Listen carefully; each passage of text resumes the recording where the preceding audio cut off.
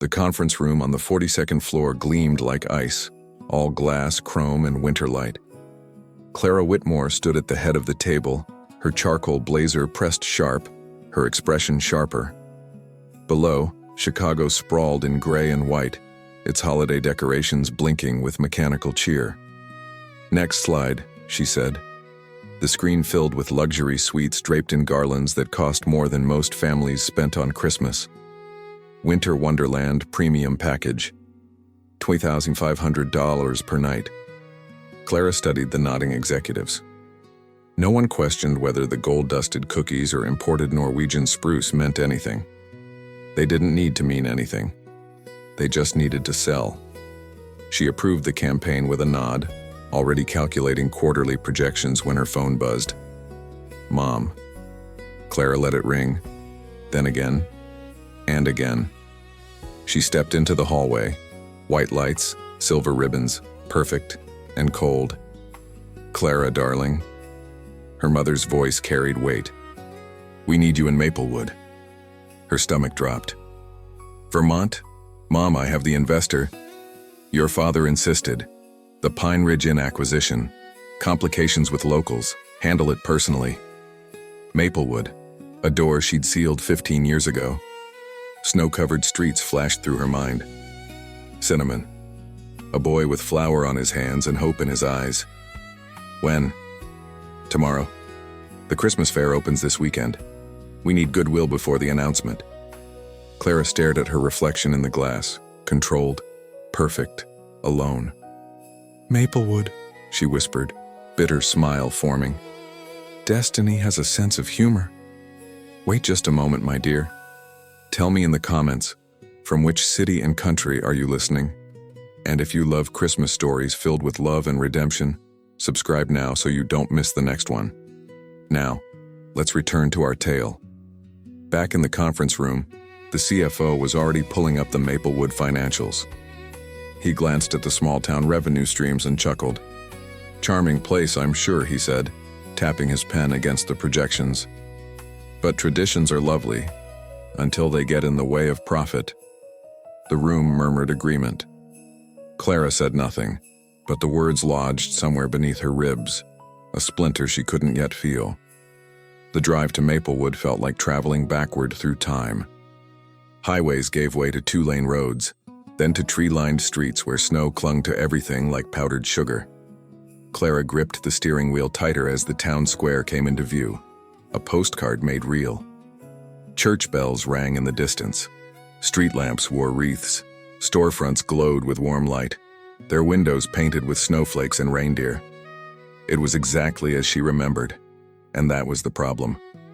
She parked outside the Pine Ridge Inn, a Victorian building with gingerbread trim and a wreath the size of a wagon wheel. Inside, the lobby smelled of pine and cider. An older woman at the desk looked up with a smile that froze when she recognized Clara. "Well," the woman said carefully. "Clara Whitmore. Been a long time." "Mrs. Chen." Clara forced warmth into her voice.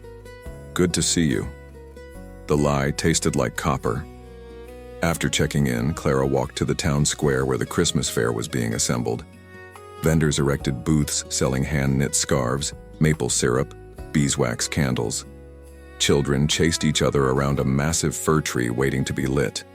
Everything moved at a pace that would have driven her Chicago team insane. She approached a cluster of merchants near the gazebo. The mayor, a woman in her 60s with kind eyes and a no-nonsense handshake, introduced her around. "This is Clara Whitmore, here representing the Whitmore Group for the Pine Ridge Project." Polite nods. Wary smiles. Clara's gaze landed on a booth draped in red and white checkered cloth. A wooden sign read, "Turner's Bakery," in hand-painted letters. The air around it smelled like heaven, yeast, butter, cinnamon. A tray of golden rolls sat on the counter, still steaming. "May I?" Clara asked the young woman manning the booth. "Of course, fresh from the oven." Clara bit into the roll. The flavor exploded, sweet, rich, perfectly balanced. But her corporate instincts kicked in immediately. "Delicious," she said, brushing crumbs from her fingers. Though the presentation could use work, A professional baker would know how to balance rustic charm with modern aesthetics. The girl's smile faltered. Behind the booth, a figure straightened. A man in a flour-dusted apron and a knit cap pulled low. He'd been arranging loaves in a wooden crate, but now he turned slowly toward her. He pulled off the cap. Clara's breath caught. Liam Turner, 15 years older, broader in the shoulders, a few lines around his eyes that somehow made him more handsome. But those eyes, still the same warm brown that once looked at her like she was the only person in the world. Now they looked at her with something far more complicated. "Still using the recipe you said you loved," he said quietly. The crowd had gone silent. Clara felt every eye on her, felt the weight of her own words hanging in the cold air like visible breath. She opened her mouth, closed it, opened it again. "Liam, I didn't know you still ran the bakery?" His voice was even, controlled. "Yeah, 15 years now. Took over when Dad got sick." The splinter beneath her ribs twisted deeper. "It's good to see you," she managed. "Is it?" He pulled the cap back on, turned back to his crates.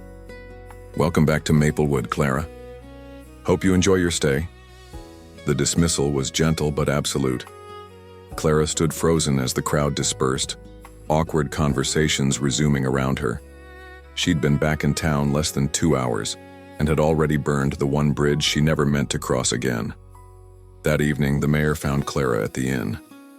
"There's a town meeting tomorrow night," she said, "about the future of the Christmas fair in the commercial district. Given your family's investment in our community, I think you should attend." It wasn't really an invitation. Clara nodded. "Of course. I'd be happy to share our vision." The mayor's smile didn't reach her eyes. "I'm sure you would." Alone in her room, Clara stood at the window overlooking the square. Lights twinkled. Laughter drifted up through the cold. She could see Turner's bakery from here, its windows still glowing. Memories crashed over her like waves, sneaking out to meet Liam by the frozen lake. His hands teaching hers how to knead dough, the way he'd kissed her under the Christmas lights tasting like cinnamon and promises. Her father's voice. "He's a baker's son, Clara. You're meant for more than this town."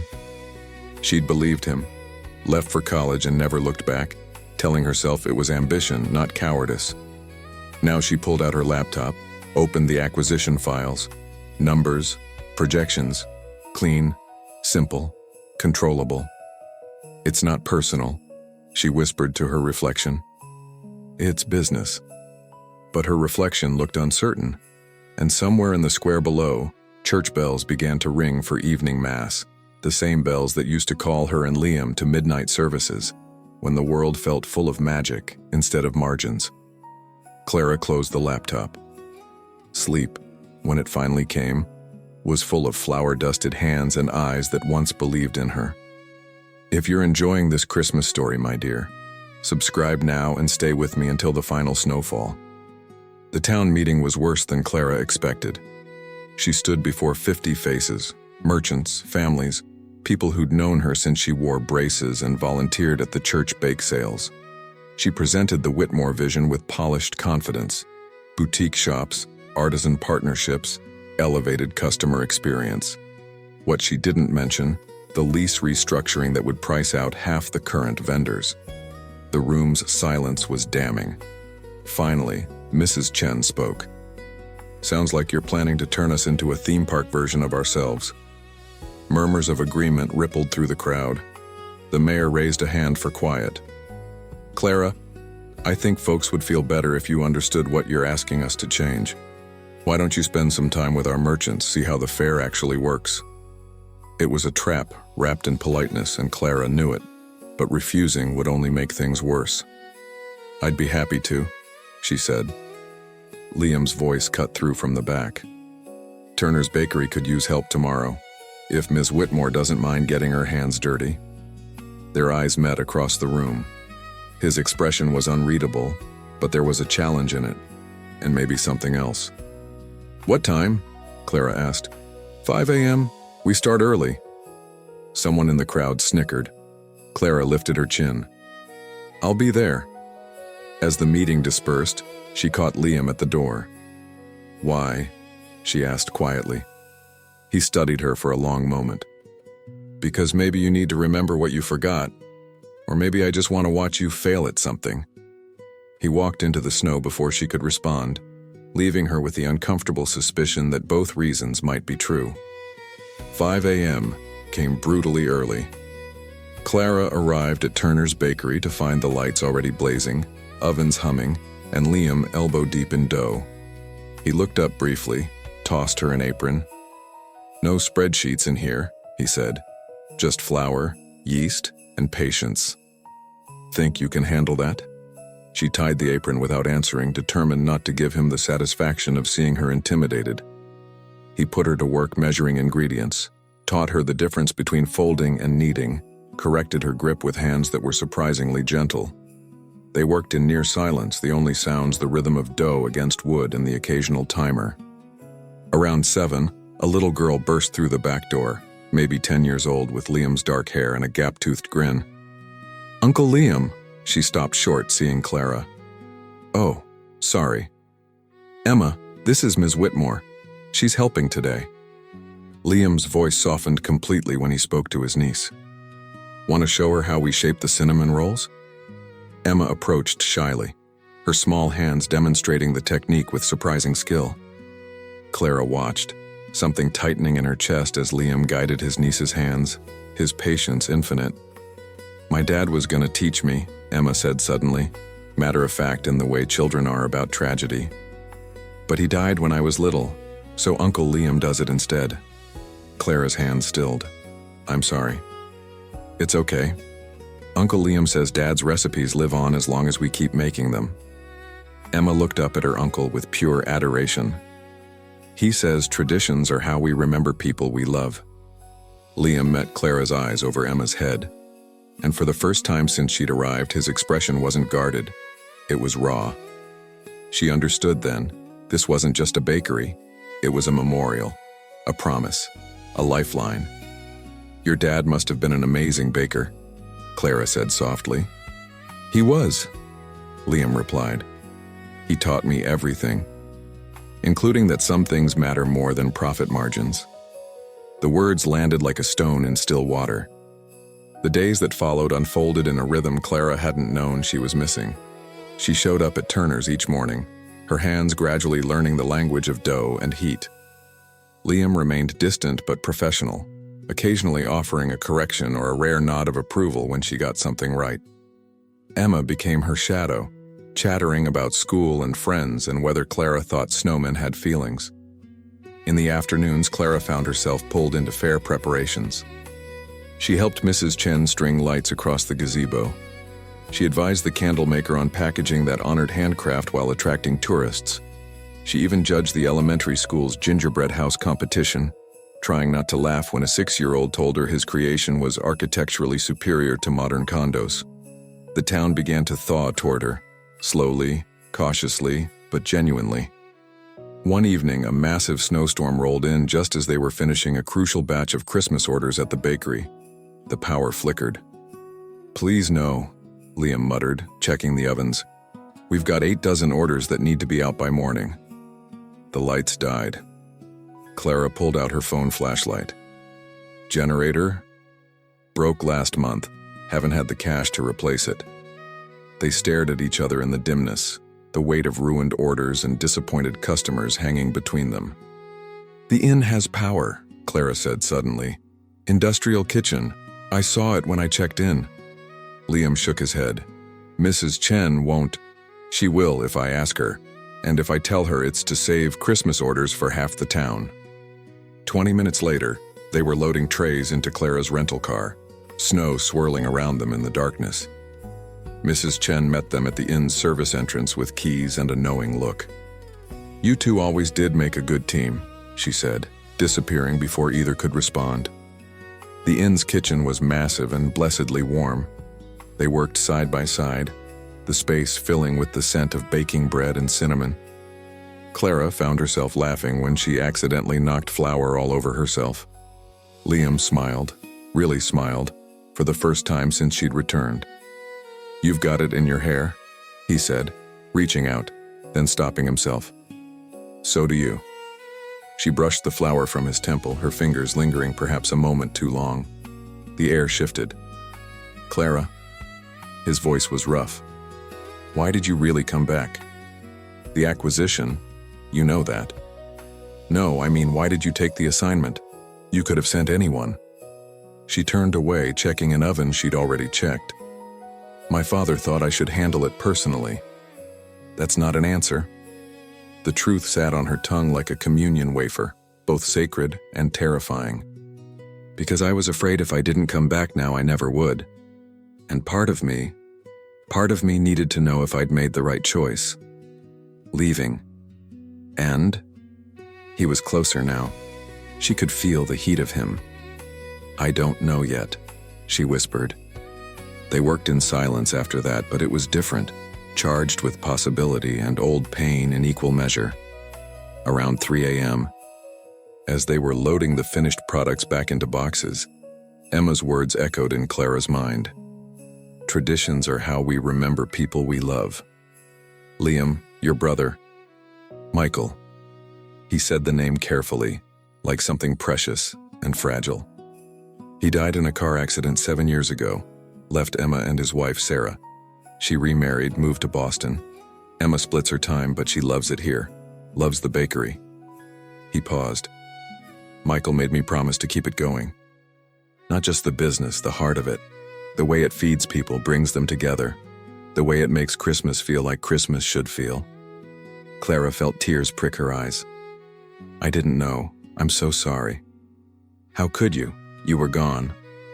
There was no accusation in it, just fact. "I shouldn't have left the way I did." "No," he agreed quietly. "You shouldn't have." They loaded the last box. The snow had stopped, leaving the world clean and silent. Standing in the parking lot, their breath making clouds in the frozen air, Clara saw him clearly for the first time. Not the boy she'd left behind, but the man he'd become. Strong, rooted, sure of his purpose in ways she'd never been. "Thank you," Liam said, "for tonight, for helping. Thank you for letting me." He studied her face in the streetlight, and something in his expression cracked open. "I wanted to hate you, you know. When I heard you were coming back, wanted it to be easy." "Is it?" "No." The word was almost a laugh. "It's really not." He drove away, taillights disappearing into the pre-dawn darkness, and Clara stood in the snow, feeling like something frozen inside her was beginning, dangerously to thaw. The Christmas fair opening was everything Clara had forgotten magic could be. The town square transformed into a wonderland, thousands of lights turning snow into glitter, the scent of roasted chestnuts and hot cider thick in the air. Children lined up for sleigh rides. Carolers in Victorian costumes filled the gazebo.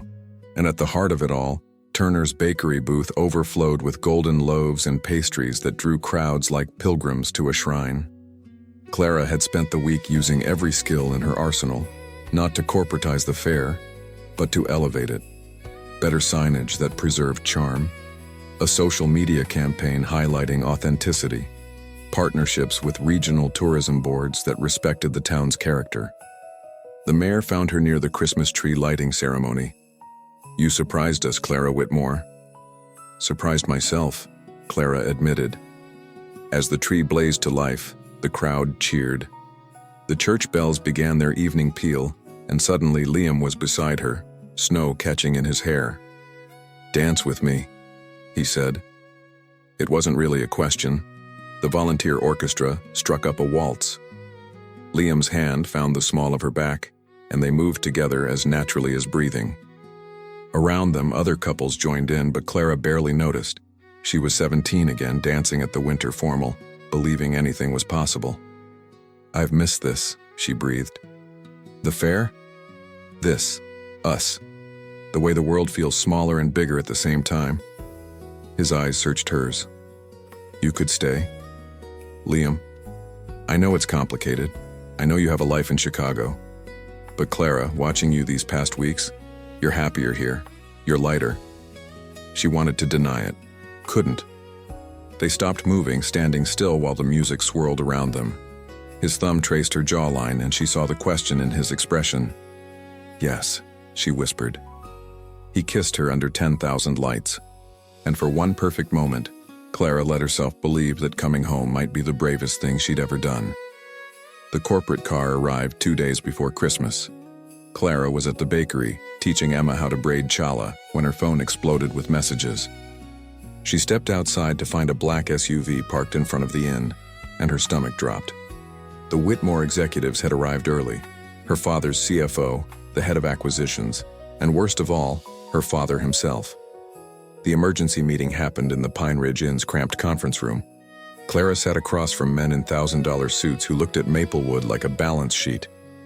The timelines accelerated, her father announced without preamble. "We break ground on the resort expansion January 15th. Clara's blood went cold. "That's 3 weeks away. We haven't even finalized. The plans are finalized." The CFO slid a document across the table. "The Pine Ridge acquisition includes the adjacent commercial properties. We're consolidating the block."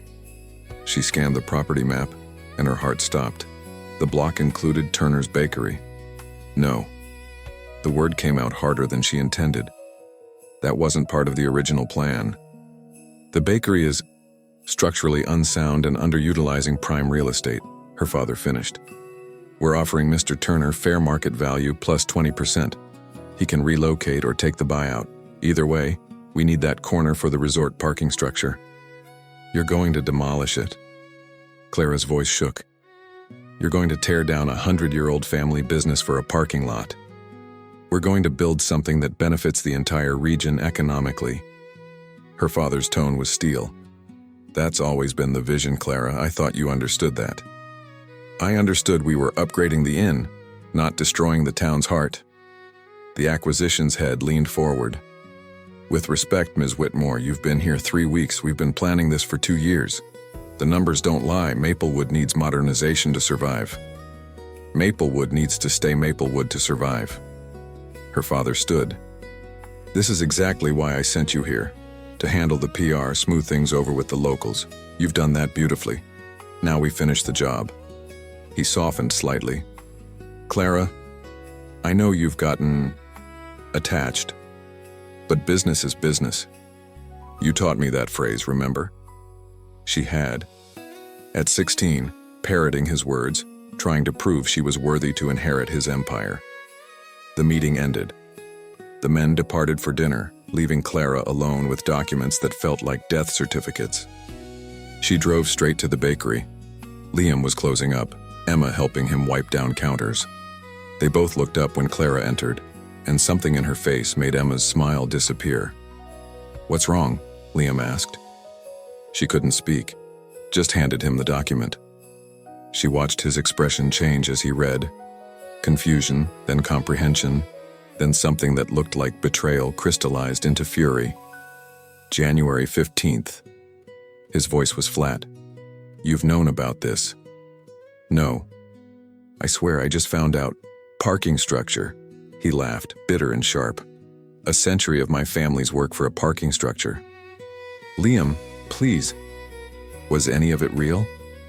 He looked at her now, and his eyes were the eyes of a stranger. The helping out, the fare, the dancing. Was it all just part of the job?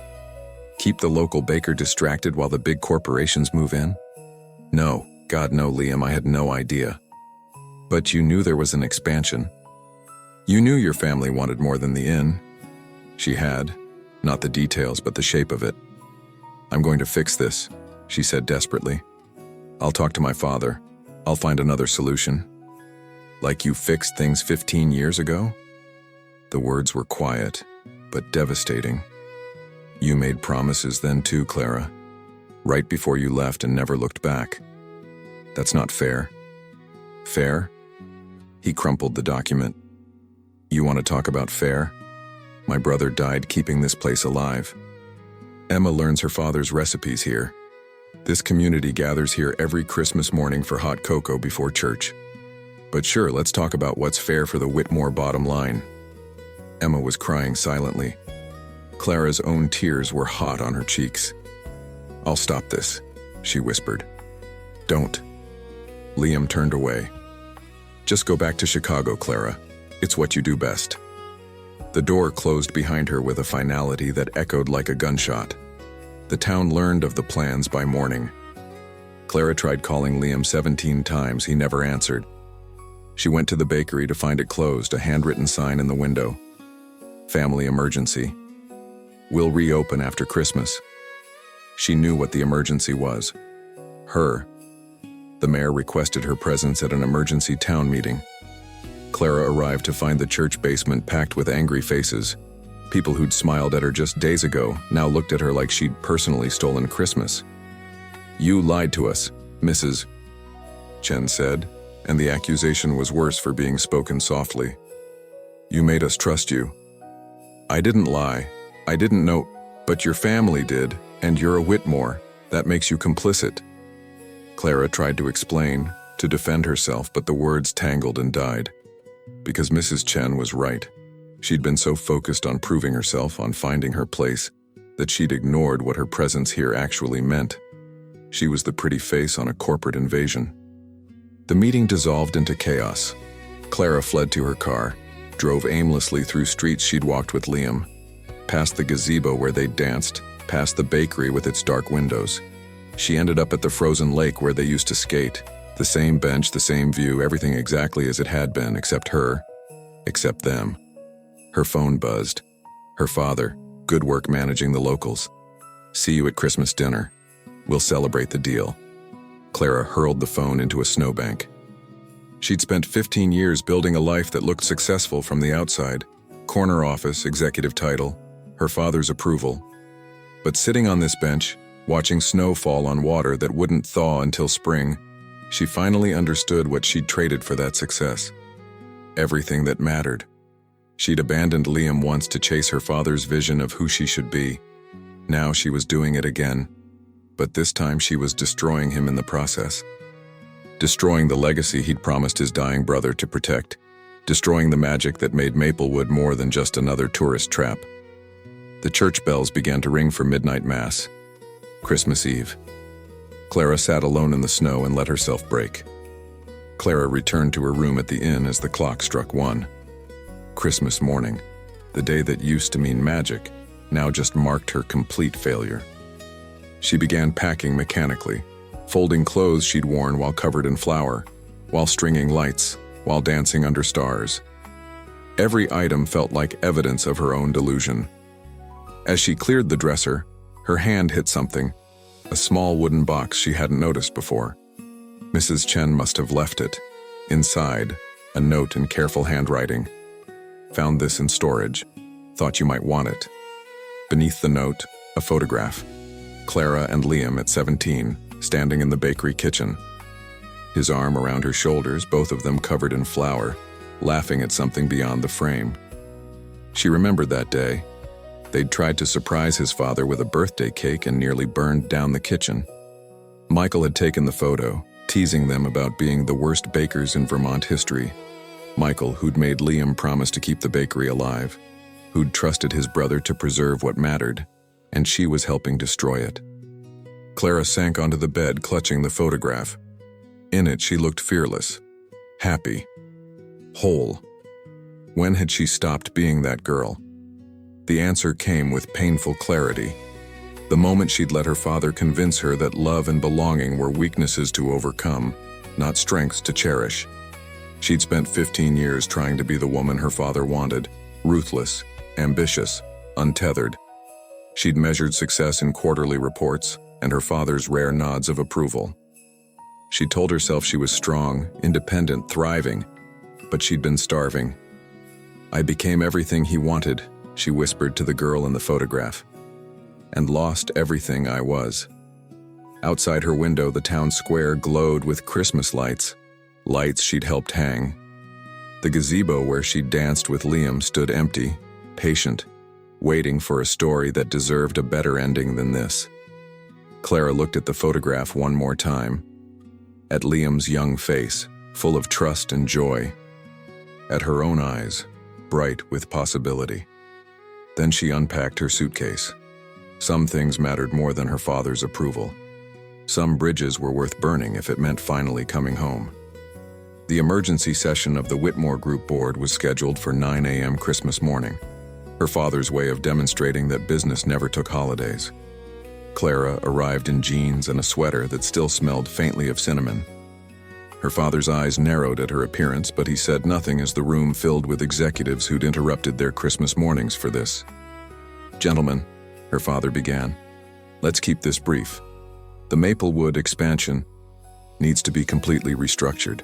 Clara stood. "I'm proposing a new vision." Silence. Her father's expression went glacial. "Clara, we've been through this." "No, you've been through it. I've been in Maplewood actually seeing what we're about to destroy." She pulled up the presentation she'd built through the night. "Turner's Bakery isn't just a business, it's the community anchor. Demolishing it doesn't modernize the town. It kills what makes the town worth visiting in the first place."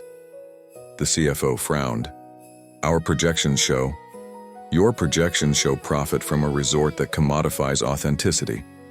Mine show sustainable growth from preserving it." She clicked through slides, tourism data, case studies from towns that had thrived by protecting their character, partnership models that benefited both corporation and community. "We don't need to own Maplewood. We need to invest in what makes it irreplaceable." Her father's voice cut like ice. "You're proposing we abandon a 2-year development plan based on 3 weeks of sentiment? I'm proposing we build something better. Something that doesn't require destroying a family's legacy for parking spaces. This is business, Clara, not a charity. This is our reputation, our future, and I won't let the Whitmore name be synonymous with corporate greed." She met her father's eyes, saw the anger there, but also something else. Calculation. She was challenging him in front of the board, forcing him to choose between control and credibility. "The vote goes to the board," she said quietly. "I'm asking you to choose vision over vanity." Her father's jaw clenched. "All in favor of Clara's alternative proposal?" One by one, hands rose. Not all of them, but enough. Her father stood without a word and left the room. Clara's hands shook as she gathered her laptop, but her voice stayed steady as she addressed the remaining executives. "I'll have revised plans by New Year's." The bakery was dark when Clara arrived late Christmas afternoon, but she could see light seeping from beneath the back door. She knocked softly, heart hammering. Emma answered, her eyes widening. "Ms. Whitmore, is your uncle here? Please, I need to talk to him." Liam appeared behind his niece, his expression guarded. For a long moment, they just looked at each other. "Emma, go help Aunt Sarah set the table," he said quietly. When she'd gone, he crossed his arms. "You should be in Chicago. I should be here. Clara, let me say this, please." She took a breath. "You were right, about all of it. I came here with my father's vision in my head and convinced myself I could serve 2 masters, the company and the town. But I couldn't. The company wanted conquest, the town wanted respect, and I was too afraid of disappointing my father to see that until it was almost too late." "Almost?" "I stopped the expansion. The original plan, it's dead. Turner's Bakery isn't going anywhere." His expression flickered, surprise, hope, suspicion. "How?" "I went over my father's head to the board, proposed a different model, sustainable tourism partnerships, preserving historical properties, investing in local businesses instead of replacing them." She smiled weakly. "I probably just killed my career. My father walked out of the meeting and hasn't returned my calls." Liam studied her. "You chose the town over your family's company?" "I chose what was right over what was expected." "There's a difference." She stepped closer. "Liam, I can't undo leaving 15 years ago. I can't give back the time we lost. But I can be honest about why I left. I was terrified of disappointing my father, of being anything less than what he wanted me to be. So I ran from the only place I'd ever felt like myself. And now? Now I know that trying to be someone else's version of success is the loneliest thing in the world." She pulled out the photograph, held it between them. This girl knew something I forgot. That being brave doesn't mean being invulnerable. It means choosing love even when it's terrifying. His eyes were bright. Clara, I'm not asking you to forgive me. I'm not even asking for another chance. I just needed you to know that you were right. About me, about what matters, about everything. Turner's Bakery isn't just a business. It's proof that some legacies are worth protecting, even when the world says to let them go. She pressed the photograph into his hand. Merry Christmas, Liam. She turned to leave, made it 3 steps before his hand caught hers. Wait. She turned back. His other hand came up to cup her face, and his eyes were everything she remembered, warm and real and home. When you took off from Chicago, he said softly, you weren't running from me. You were running from yourself, from the life you wanted, but were afraid to fight for. I know.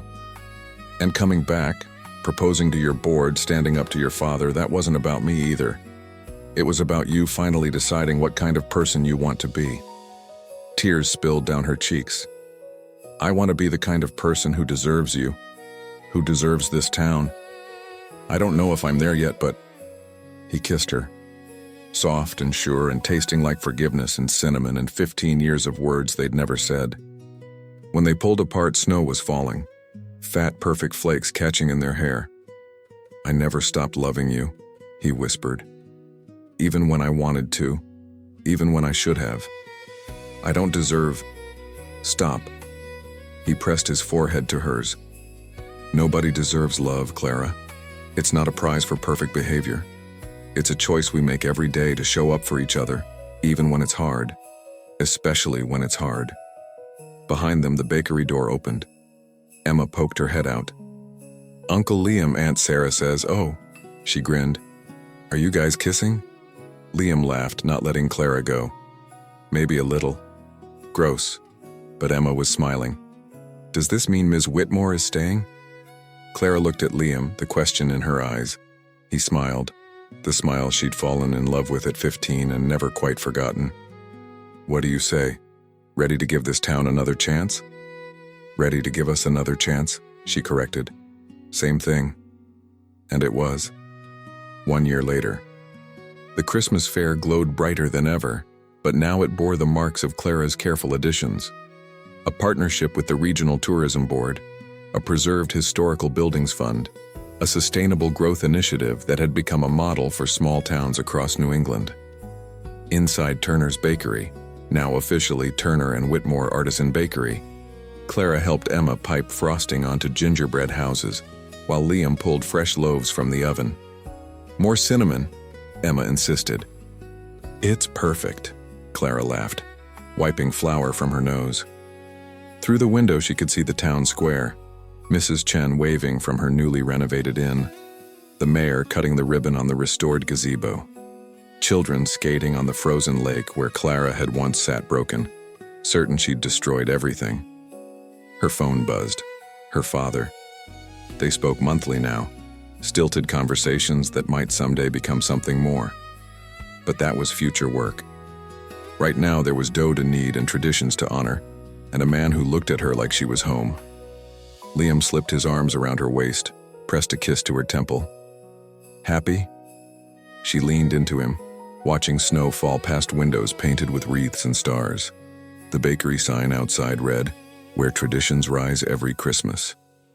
So happy, Clara whispered, and for the first time in 15 years, she meant it completely. And here our story ends, like the last candle flickering on Christmas Eve. But maybe, as you listen, something tender has awakened. A memory, a scent, a hope you thought was gone. Give this video a like, subscribe, and keep your heart open. Because Christmas always finds a way to begin again.